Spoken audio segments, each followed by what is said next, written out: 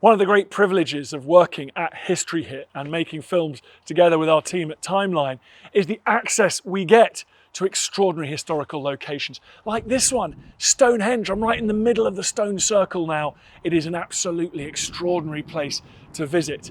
If you want to watch the documentary like the one we're producing here, go to History Hit TV. It's like Netflix for history. And if you use the code TIMELINE when you check out, you'll get a special introductory offer. See you there.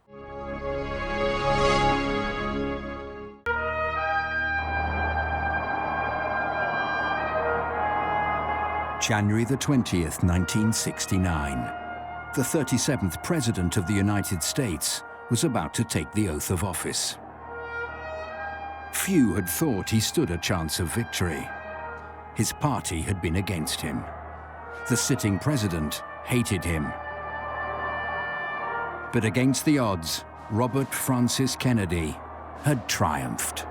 Bobby shows toughness, he shows guts, he shows persistence. You see him show some of the courage and some of the compassion for people, his desire to do what was right. He was going up against probably a much more qualified candidate, and it looked like he was a real long shot. His campaign was about reconciliation, cooperation, bringing everybody together. It was a presidency to heal division and mend injustice. It was a presidency to chart the course of American history for decades to come. It was a presidency that was not to be.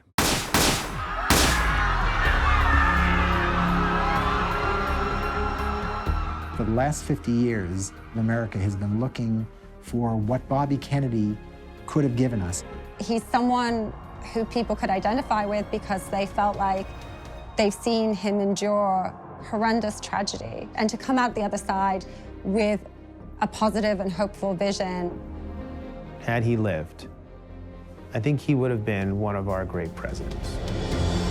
It is the story of a Cold War warrior who became an advocate for peace, of a son of privilege who became a champion of the downtrodden. It is a story of tragedy and triumph, of high ideals and dirty tricks. It is the story of America's lost president.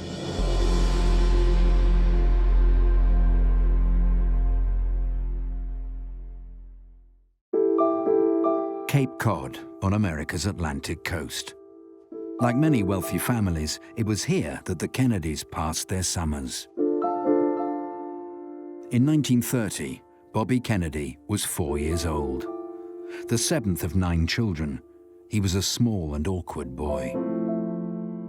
His siblings mocked his buck teeth, his stammer, his inability to swim. One day, while they were out sailing, Bobby's brothers made one joke too many. Bobby decided to show them just how well he could swim. He jumped off the boat and almost drowned. Bobby always had that quiet, stubborn tenacity, that gut instinct for the sudden gesture. It was an inner resolve forged by insecurity. Bobby was what his dad described as the runt of the litter. He was shyer, he was not as sociable or naturally gregarious as his older brothers and his older sisters. Bobby Kennedy was an introverted child. He really, in a way, identified with Rose, his mother, more. Bobby was a devout Catholic, much like his mother, and by embracing that part of his mother, he had a different relationship with her than the other ones did. His father, Joseph P. Kennedy, had high expectations of all his children, especially the boys. Joseph P. Kennedy was one of the wealthiest men in America at the time. It was Cape Cod for summers, it was Palm Beach for winters. He had made a fortune in the stock market. He was about to expand into Hollywood movies, into other financial pursuits, and his fortune would continue to grow. He knew everybody in Boston. He was a big mover and shaker, kind of like a godfather. Joe Sr. set the pattern, and the way things were, that you fell in line and did what was expected of you. Kennedy was a powerful figure in the Democratic Party. He was determined that one of his sons would become President of the United States. It was his eldest child, Joseph Jr., who carried those hopes at first. But in August 1944, he was killed while on a dangerous mission in wartime Europe. He was just 29. This was the golden child, Joe Jr., the devastation to Joe Kennedy and through Joe to all of the 8 remaining kids was extraordinary. Of course, it broke the whole family to pieces, but it really shattered Bobby. He didn't know what to do. I mean, this was his older brother, someone that he idolized. He was 10 years older than Bobby. So he's a real hero to Bobby, and he took the news very, very hard. He also understood that he now has to play a new role in this family that he had not thought he was going to have to play. Joseph Kennedy shifted his ambitions to his second son, Jack. In 1946, he won his first election, becoming congressman for the 11th District of Massachusetts. That same year, Bobby began his studies at Harvard. He wasn't a stellar student. I mean, the teacher said he kind of like didn't make an impression. He was sort of a C student, maybe even a D student. Bobby was a little bit outshone academically by his older brothers, particularly. However, Bobby did excel his brothers in one respect. He was the first of them to marry. Ethel Skakel was the roommate of Bobby's younger sister, Jean, in college. Bobby was, in those years, shy and had to have the real personality pulled out of him, and there was nobody better in the world to do that than the extraordinary, outgoing, gregarious, funny, charming Ethel. Thanks to a word from his father, in 1951, the newly married Bobby began work as a lawyer at the Department of Justice. But within months, he was called away. His brother Jack was running for Senate. His father wanted the 26-year-old Bobby to run the campaign. He took the role out of a family obligation. And that was something that Bobby often did. It was Bobby who was there steering the campaign. It was Bobby doing all the dirty work behind the scenes where Jack could look like the good guy up front. He was his consigliere. Bobby Kennedy understood very clearly what his job was to be. His job was to help the Crown Prince, Jack. The election took place on the same day as the presidential contest. That saw Republican Dwight Eisenhower demolish his opponent in a landslide. But the Kennedy brothers bucked the trend. John F. Kennedy was elected senator. Good, fine. Well, I guess you're glad it's over, aren't you, Bobby? I am, Jack. Okay. Weeks later, Bobby began a new job of his own. He joined the office of another senator, an old family friend and fellow Catholic. It was not a Democrat, however, but a Republican, and one of the most notorious men in the country. Joe Kennedy had given enough money to Joe McCarthy that when he called up and said, "My son needs a job," Joe McCarthy was going to give him a job. He's a staunch anti-communist who's convinced that there are, subversive communist types hiding out in the government at all levels, and he's going to root them out. You had these hearings on TV where people would come on and Joe McCarthy would ask people if they were communists, accuse them of all kinds of stuff, and Bobby would be at the table as the lawyer, as the counsel, and he was there. Bobby Kennedy's role with Joe McCarthy was rooted in his fierce morality, was rooted in the idea that there were communists and somebody needed to do something about it. Bobby Kennedy believed in what Joe McCarthy was doing. He believed, like Joe McCarthy, that there was no threat to the world that was greater than the communist threat. Bobby soon became disillusioned, however. His advancement was blocked by other staff. He clashed with them repeatedly. He left the senator's office after less than a year. Bobby was nearing 30 and desperate to make a name for himself.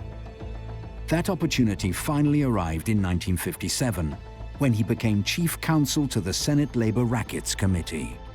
Bobby was on that committee to go after the ruthless elements in it, the labor unions, which were all powerful in those days. He went after especially the most powerful union leader in America at the time, the head of the biggest union called the Teamsters, which represented all the truckers, and this was a guy named Jimmy Hoffa. This experience really suits Bobby because he feels like he's going after the bad guys. And he's a very right and wrong person, particularly at this stage in his life. At the root of his experience with the Rackets Committee was Bobby Kennedy's desire to find justice, to expose corrupt people, to expose the problems of American society, because that's what he believed he was always fighting for. Bobby Kennedy saw what was going on with Jimmy Hoffa and union corruption as almost as big a threat to America as the communists. Hoffa would continue to elude justice, but Bobby's efforts were not unnoticed. No longer the runt of the Kennedy clan, there was even talk of a political career of his own. But family loyalty intervened once again. In 1960, his older brother launched a bid to become president. Bobby would be there to help.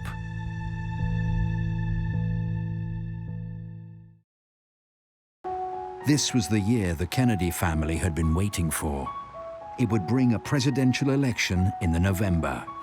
It had long been earmarked as JFK's moment.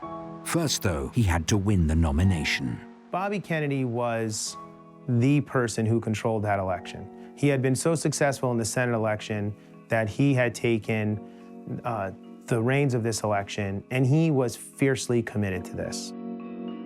You didn't necessarily win the presidential nomination through primaries. They were important more as kind of signals of who had popular support. He did it by taking on the opposition, taking on the difficult issues of whether a Catholic in the White House would be an instrument of the Pope. Bobby took on all those issues. He runs a pretty innovative campaign. He wants to tap the excitement and the sort of novelty and sense of freshness about Jack's campaign. It's sort of a glimpse of what more modern campaigns will become. Early victory in Protestant West Virginia seemed to prove the Kennedy appeal could break down the barriers of anti-Catholicism. In primary after primary, Kennedy victory followed Kennedy victory. But the nomination was not secure yet. The decision would be made at the Democratic National Convention in Los Angeles. There, the Kennedys' last possible rival made his move. Lyndon Baines Johnson is arguably one of the most incredible politicians that ever lived in the United States of America, an absolute master of politics. He's the Senate Majority Leader. He's one of the most powerful men in Washington. And he decides to run a very different kind of campaign. Johnson had entered the race late. He thought, based on his name and his connections within politics, he could still maybe get the nomination. He thinks that he will be able to control and win support of more delegates at the Democratic Convention. He doesn't need to enter the primaries and win delegates that way. Bobby had disliked Lyndon Johnson from their first meeting, and the feeling was mutual. Bobby Kennedy and Lyndon Johnson did not get along. Lyndon Johnson was a politician who can get bills passed into law because he understood how the system worked. Bobby Kennedy was the moralist. He didn't like the politicians that did the backroom deals. He started off as a school teacher, he worked his way up, and the Kennedys were rich guys, and they got everything they wanted. So there was this enmity that began. Lyndon Johnson tried to get out a story that John F. Kennedy was actually very sick. Bobby Kennedy found out, and he was furious with Johnson. Bobby Kennedy got a doctor to come out and say, no, my brother doesn't have life-threatening Addison's disease. Well, in fact, Jack Kennedy had a really serious version of Addison's disease. So Bobby Kennedy essentially flat out lies, but in defense of his brother, and Johnson actually ends up backing down. It made Bobby Kennedy hate Lyndon Johnson for the rest of his life. Johnson's dirty tricks failed. And I can assure all of you here who have reposed this confidence in me that I will be worthy of your trust. We will carry the fight to the people in the fall, and we shall win. Now JFK had to choose a running mate. One man's connections and know-how made him the obvious choice.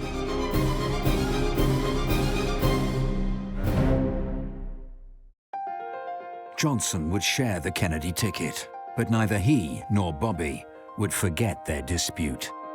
Jack went on to face sitting Vice President Richard Nixon in the general election. Once again, Bobby ran his brother's campaign. It would be the narrowest of triumphs. But at last, the Kennedys were on their way to the White House. After Jack is elected, Joe Kennedy, his father, turns around and says, okay, what about Bobby? Bobby didn't want to be involved in the cabinet. He wanted to go do something by himself. So Bobby said to his brother, you know, what are we going to do about my situation? And he said, look, I need somebody next to me who I can count on. So Bobby accepted right then and there. His official title in the new administration was Attorney General, which was an interesting title for a guy who had never practiced a day in a court of law. He's very inexperienced. He's one of the youngest attorney generals ever named. Is this the right person to be choosing for this role? Should you be putting your kid brother into office? The 35-year-old Bobby was made head of a bureaucracy with more than 30,000 employees and a $400 million budget. And his power extended far beyond the Justice Department. If you couldn't get past Bobby, you didn't get to Jack. So he was the gatekeeper, he was his first consul, he was the guy, I mean, he was everything to Jack Kennedy. He looks to his brother for advice and counsel and expects his brother to do an enormous amount within the cabinet and within government to advance his agenda and protect his political interests. John Kennedy didn't have a chief of staff. His brother became his chief of staff. If Bobby spoke, he was speaking not only for himself, but also his brother. He was the closest thing that America had ever seen and probably will ever see to a co-president. Bobby was there through crisis and triumph, and when the world faced the horrors of nuclear Armageddon, he was at his brother's side once again. There are a lot of conflicting stories about the Cuban Missile Crisis and who was most influential and who was articulating what strategy when. It's really hard now for people who weren't born then or were too young to really realize how dangerous that was. Kennedy's confronted with these missiles in Cuba. If he responds, it could mean war. Well, Bobby Kennedy was right in that room, giving him advice. It was a 13-day crisis, and Bobby would have you believe in the book that he wrote called 13 Days that he was the great dove. He is depicted as someone who is reluctant to go with a more aggressive solution, whether an airstrike or an invasion of Cuba. The truth is, for the first 6 or so days, Bobby Kennedy was one of the biggest hawks. And it was midway through the crisis when his brother Jack made clear that a middle ground of a blockade was the way to save the world from a nuclear Armageddon that Bobby jumped on board and became Jack's best advocate. Nuclear confrontation was averted. The crisis passed. Energies in the White House shifted to conflicts closer to home. America remained an unequal, unjust land. But the Kennedy brothers had long been cautious about civil rights. The support of pro-segregation Southern Democrats had been crucial to their victory in 1960, and would be again, they thought, at the next election. It's not necessarily the top priority, and it's not necessarily something that's keeping Bobby Kennedy up at night. He started out as clueless on civil rights, having grown up in lily-white worlds. There's voting rights laws on the books by then, and as Attorney General, Bobby Kennedy's Department of Justice is involved in trying to file suits and prosecute cases to try and get more African Americans enrolled in Southern states. But there isn't really a lot of action on civil rights early on in the Kennedy administration. It was the violence suffered by the Freedom Riders in 1961 that opened Bobby's eyes. The activists fighting segregation on interstate bus routes were set upon by white mobs in Anniston, Birmingham, and Montgomery. Local police colluded in the attacks. This is, a rude awakening for Bobby Kennedy in terms of dealing with these Southern governors who will tell him one thing, but then essentially allow violence to be perpetrated on these activists. And so he starts to get much more involved. I think he identified with them somewhere in himself. He understood something quite profound, and Black people knew that he did. He ended up being somebody that was the most effective attorney general maybe ever in terms of promoting civil rights. Bobby really said, look, we got to do this. We got to make this happen. We got to go all in with these people because this country is not going to be anything if we don't go all in with them. Bobby expanded the Civil Rights Division at the Department of Justice. He demanded that government recruit more black employees. And he convinced his brother, the president, that civil rights was the defining domestic issue of their times. This nation was founded by men of many nations and backgrounds. It was founded on the principle that all men are created equal, and that the rights of every man are diminished when the rights of one man are threatened. But as ever in the White House, one eye was on the politics. The end of 1963 approached, and thoughts turned to the presidential contest due the following year. The Kennedy machine geared up once more. Campaign visits were sketched out, practice runs arranged. Among the first was a trip to Dallas, Texas. The direct line to the White House. It was urgent. Ethel Kennedy, his wife, picks it up and holds up the line and says, "It's J. Edgar Hoover on the phone for you." And as soon as Bobby heard that, his stomach began to sink. He knew that Hoover never called with good news. J. Edgar Hoover said, the president has been shot and it may be fatal. He is ashen-faced. He's, shocked. And in that moment, Bobby Kennedy's life changed dramatically and forever. It created a kind of fatalistic feeling in Bobby. His brother was the golden boy. So if he can get killed, anything can happen now. Anything can happen. Bobby became America's mourner-in-chief. Every time a picture was taken, he was there delivering the most moving eulogies. Bobby pulled it together, and he helped America pull it together. Just when the rest of the family was starting to come out of their sense of grief, just when the country was coming out of its sense of mourning, Bobby crashed and burned. Out of the public eye, Bobby collapsed into a deep depression. Jack had been his work and his family life. Bobby had nowhere to hide from his grief. He questions his faith. He can't understand how this happened. How could God let something like this happen? He would drive around in the middle of winter in a convertible with the top down, going nowhere. He would go to work at the Justice Department and would look so out of it that people were afraid to talk to him. And it lasted until the following fall, nearly a full 9 or 10 months, and it was devastating for him.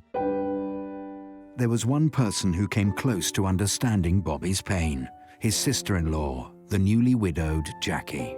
He went to help his sister-in-law, who was in shock and depression, of course, because she was there when it happened. He died on her lap. She recommends certain books to RFK, who had never been the most amazing student, had never been the most intellectually curious. But in this moment when his faith is shaken, his fundamental beliefs are shaken, he's looking for something. He started to question certain things, and it was Jackie Kennedy who gave him Edith Hamilton's The Greek Way. His whole philosophy as he got older, he believed, was to tame the savageness of man and make gentle the world we live in. And that came directly from the Greeks. Robert Kennedy goes on an intellectual and spiritual journey. What comes out of that is actually a new sense of himself as an individual, his own sense of purpose, and a sense that he still wants to contribute to the world.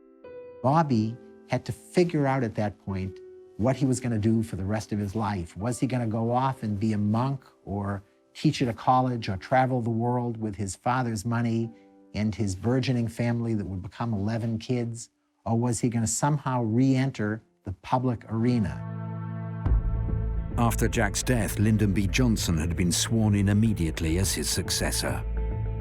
Many hoped it would be Bobby to fill the now vacant vice presidency, but the two men hated each other. They went through a long dance as to who was going to be LBJ's vice president. Bobby said that he wanted it. LBJ said that he was seriously going to consider him. These two guys hated one another enough that there was never a question. The last guy in the world that Johnson would have wanted at his side in the White House was Bobby Kennedy. And he said, basically, if this guy is my vice president, people will think I can't do this by myself. I'm not gonna win the next, the election by myself because I'm with a Kennedy. Despite the clamor for another Johnson-Kennedy partnership, the president chose Hubert Humphrey instead. Bobby remained as Attorney General, but his vast influence over government was gone. He helps to push through the 1964 Civil Rights Act, which Lyndon Johnson also pushes for as a kind of legacy to President Kennedy. He and his enemy, Lyndon Johnson, collaborated on getting that bill passed. Johnson couldn't have done it without Bobby, and Bobby couldn't have done it without a Southerner like Johnson backing it. He stayed there mostly for the Civil Rights Act of '64 and wanted to pass that. And when that passed in July, he started thinking about the next step. Bobby resigned as Attorney General in September 1964, shortly after announcing his bid for the Senate seat of New York. Finally, he was launching a political career of his own. Ultimately, he decides that he wants to continue in public service, but he wants to do so in a new way, and he needs to do it on his own steam. He struggled a little bit. He understood how to be the guy behind the guy. He didn't understand how to be the candidate. He talked a lot about his brother. He used some of the same gestures as his brother. And in a lot of ways, I think he saw that campaign as a way to honor his brother's legacy. And some of his aides were telling him, you have to speak your own mind. It wasn't until the middle of that campaign, when it looked like he could be the first Kennedy ever to lose an election, that Bobby started pulling it together. On November 3rd, 1964, Lyndon Johnson was re-elected president in a landslide. That same day, Bobby Kennedy won his race in New York. He has a different kind of stature from your average, incoming junior senator. He's able to shine a spotlight on particular issues that he cares about, and he does that immediately. He believed that poverty was one of the biggest problems that the United States had been experiencing. So he started to look at ways to affect that. Bobby Kennedy set up a model program, a model anti-poverty program in a place called Bedford-Stuyvesant, the biggest ghetto in America in Brooklyn, New York, just outside of Manhattan. That became the model for Lyndon Johnson's famous war on poverty. No senator was more effective in promoting an end to poverty and an end to racial injustice than Bobby Kennedy. But America was a divided nation. The pace of change, too slow for some, frightened others. And all the while, the war in Vietnam dragged on and on. The US had been involved in the conflict since the time of Eisenhower. The Kennedy administration, with Bobby's support, had broadened that military aid. But it was under Johnson that the war became an American nightmare.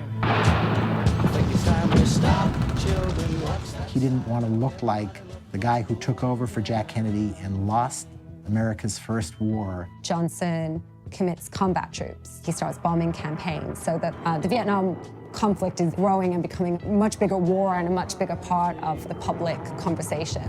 Nobody's right. Bobby had been a hawk in the early 60s during his brother's administration, but the situation in Vietnam had changed in the years since, and so had Bobby. Bobby Kennedy is concerned about the escalation of the Vietnam War, and at first he tries to keep that concern relatively quiet. He's worried about how it will be perceived. He's worried about implications for the Democratic Party, at the same time that he's incredibly worried about what the president is doing. Lyndon Johnson wasn't about to listen to Bobby Kennedy on Vietnam or anything important. In 1967, Bobby traveled to Europe. There, he held talks with foreign leaders and diplomats who backed peace in Vietnam. But the discussions were leaked to a newspaper. Johnson was furious. Johnson sees this as an attempt to undermine him, and he, personally and publicly condemns Bobby Kennedy, who thinks he's kind of conducting, backdoor diplomacy and challenging his position as president. Bobby Kennedy decided that he was going to publicly take a stand against the Vietnam War and against the bombing campaign that Lyndon Johnson had been waging against North Vietnam. So in March of '67, he gave a speech on the Senate floor that admonished the administration and said that this was not the right way to go in Vietnam. He was the first one to matter to get up on the floor of the Senate and say, mea culpa, we got it wrong, we made a mistake, but we've got to correct that mistake, we've got to get out of Vietnam. So he was the most effective anti-war politician and figure of any kind in America in the mid-60s. Johnson had assured the American people that victory was in sight. But in January 1968, North Vietnam launched a new offensive. A wave of surprise attacks targeted cities and military installations across the country. America's enemy was far from beaten. The American people who were told by Lyndon Johnson that the war was almost over and there was a light at the end of the tunnel had seen the battles and believed that the war had a long way to go. And they felt deceived somewhat by Lyndon Johnson. It's a real unnerving moment for the American public, and it's an important turning point in terms of larger public opinion about the war. The Tet Offensive could not have come at a worse time for Johnson. 1968 was a general election year.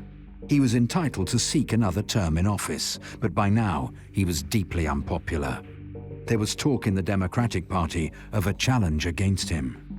Lyndon Johnson had won one of the most convincing victories ever in 1964, and yet by 1968, the Vietnam War was unpopular enough that in the first contested primary in the state of New Hampshire, a young, know-nothing senator from Minnesota named Gene McCarthy was running against him. It's unusual to challenge the sitting president of your own party. As an incumbent president, you certainly would expect to get your own party's nomination again without too much trouble. And Gene McCarthy, when you added up the Democratic votes and the Republican write-in votes, actually beat the sitting president in this New Hampshire primary. The president was even weaker than people thought. The Democratic nomination and the White House itself were up for grabs. Bobby's thoughts turned to a gift his brother had given him years before. When Jack first won the nomination, he'd given his trusted campaign manager a cigarette case. Inscribed on it were the words, "When I'm through, how about you?" On March the 16th, 1968, Robert Francis Kennedy launched his bid to become president. I do not run for the presidency merely to oppose any man, but to propose new policy. Bobby was a seasoned campaigner, but his entry into the contest was anything but graceful. Exactly 4 days after Gene McCarthy showed how vulnerable Lyndon Johnson was by beating him in New Hampshire, Bobby Kennedy jumps into the race and says, "Me too, I'm running too." Is it political opportunism? Is he jumping in because, Eugene McCarthy's shown that an anti-war candidate can win? The truth is that a full 9 days before the New Hampshire vote, Bobby Kennedy had told a bunch of reporters that he trusted and everybody who was close to him, "I'm gonna run." He decided to delay it, actually so that he wouldn't deny McCarthy whatever result he was going to get. It was ham-handed, but it was trying to do a favor rather than undermine Gene McCarthy. Bobby announced his run on the same spot in the same room where his brother had, almost a decade earlier. But Bobby was now his own man. His platform would embrace causes long dear to him: civil rights, poverty, and of course, the war in Vietnam. Bobby knew it would be difficult. If he had enthusiastic support from some, he was loathed by just as many. And toppling an incumbent president, even one as weak as Lyndon Johnson, would be no simple task. Or so he thought. I shall not stoop, and I will not accept the nomination of my party for another term as your president. Nobody could believe he said that. It just, the whole United States erupted. This guy was going, he was gone, he was gone. Johnson is exhausted. He's been dealing with the escalation of the Vietnam War, the anti-war protests. Lyndon Johnson looks at these developments. Suddenly Bobby Kennedy's there in the race, doing exactly what Johnson fears, saying, I'm the heir. I'm the person that should be in the Oval Office. And so Johnson takes himself out of the mix. The race was wide open. Within weeks, Vice President Hubert Humphrey announced his candidacy. He became the party establishment's pick and snapped up hundreds of delegates. But Bobby had been here before. He dusted off the strategy book that had taken his brother to the nomination. He would prove his support in the primaries. He's got a tough contest with McCarthy, and he's certainly got a tough contest against Hubert Humphrey. And so Bobby Kennedy has to do incredibly well in the primaries. It was really a question of whether Bobby Kennedy could convince America that he was a good candidate. Bobby was kicking off his campaign in Indiana when news broke from Memphis. I have some very sad news for all of you, and that is that Martin Luther King was shot and was killed tonight in Memphis. In the black community in Indianapolis, Bobby Kennedy delivered the most passionate speech and the most effective speech that a white politician has ever delivered in black America. He said that people need to love each other, and we need to, if we really want to honor Dr. King's vision, we shouldn't hate, we should love. What we need in the United States is not violence and lawlessness, but is love and wisdom and compassion toward one another. Feeling of justice toward those who still suffer within our country, whether they be white or whether they be black. On a night when there were riots in more than 100 American cities, one of the only cities in America with a sizable black population that didn't riot was Indianapolis, and the reason was Robert Francis Kennedy. And what dedicate ourselves to what the Greeks wrote so many years ago, to tame the savageness of man and make gentle the life of this world. Let us dedicate ourselves to that and say a prayer for our country and for our people. Thank you very much. Bobby won in Indiana. A week later, he triumphed in Nebraska. His campaign was gaining momentum. Defeat in Oregon, however, left Bobby's chances on a knife edge. June the 4th would see two key primaries, one in South Dakota and the other in California. Losing either would destroy Bobby's hopes. But victory could put him on the path to the presidency. But the all-important primary was California. It was all important because it was the biggest state in the country. It had the most diverse population. California is a huge state with a lot of delegates at play. He needs to win there. He needs to win convincingly to have a chance. California seemed forbidding territory. McCarthy had a well-established and well-funded organization there. Bobby's chances looked slim. He goes into California, he campaigns all over the state, he campaigns in the ghettos, in these urban centers, and he is able to generate a lot of excitement and momentum around his campaign. What Gene McCarthy didn't do that Bobby Kennedy did do was encompass the whole of Vietnam into jobs and racism and all of that. People talk a lot about Bobby Kennedy's charisma and his appeal. It's different than his brother's. His brother was sort of cool and reserved. Bobby Kennedy, people want to touch him, to grab at him. There are kids running after his car, people shouting out at him. Someone grabs his shoe at one point and sort of takes it home as a prize. Kennedy's campaign is really, on the ground and exciting and emotive. Bobby triumphed. In South Dakota, he scored a clear win. In California, it was closer, defeating McCarthy by just 4 points. But what mattered was the victory.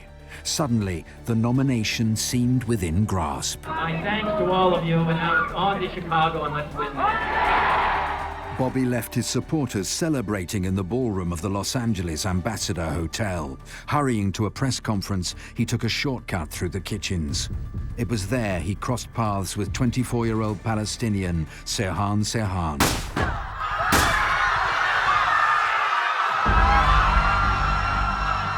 Sirhan popped out, shot him once in the head, shot him twice in the back, and left him on the floor. The assailant is caught there in that moment, and Bobby Kennedy is still alive, but the bullet had penetrated his brain. He's taken to hospital and he dies. about a day later. The reason he was gunned down, Sirhan Sirhan said in a note that he had left behind, was because of Bobby Kennedy's support for Israel. The speculation is that it had something to do with the Six-Day War, which had been the previous year in which Bobby Kennedy had supported Israel. At the most promising moment in his life, the biggest political victory of his life, he's gunned down. It was Hubert Humphrey who went on to contest the 1968 election for the Democrats. It would be another close-fought campaign, but this time Republican Richard Nixon triumphed. That election in 1968 was arguably one of the most important elections of the last century. There was this extraordinary schism in America over race, and Richard Nixon got a lot of people, a lot of whites who were very angry, to rally around him. The cities are starting to erupt because of poverty and also just grief and anger. So America wanted a law and order man. The Nixon years come to be associated with continuing war in Vietnam, the Watergate scandal, the resignation of a president, unprecedented resignation. It's a dark time in American political life, and it's easy to look back at 1968 as this turning point. But what might have been? What if Bobby had not taken the shortcut through the kitchens? What if a bodyguard had been with him? What if Bobby had lived? The famous, powerful mayor of Chicago, Richard Daley, maybe the most powerful Democratic establishment politician, was going to get behind Bobby.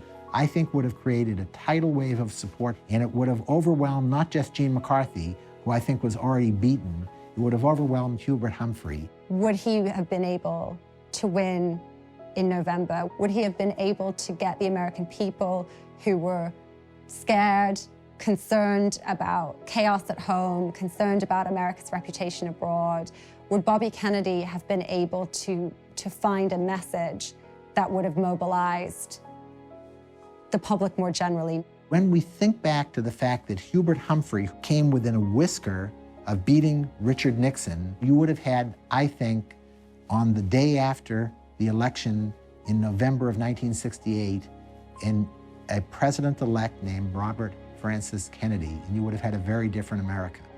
We probably get an earlier end to the war in Vietnam, and we get someone that cared about poverty, that cared about civil rights. Just his transparency alone and his ability to connect with people would have changed how people see the role of government. He would have not just been a very different, and in my mind, a much better president to heal the wounds in America than Richard Nixon turned out to be. I think he would have been a better president than his brother had been. His brother's assassination really made him see that life was short and that your job is to do something with it, do something good, leave something good behind. I think he would have been a great president. The aims that he articulated, the sense of hope, the sense of optimism, the sense of unity and reconciliation, those are themes that endure. It is a vision of America that was not to be. It is hope untarnished by compromise or scandal. It is a path forever in sight, but one that can never be reached.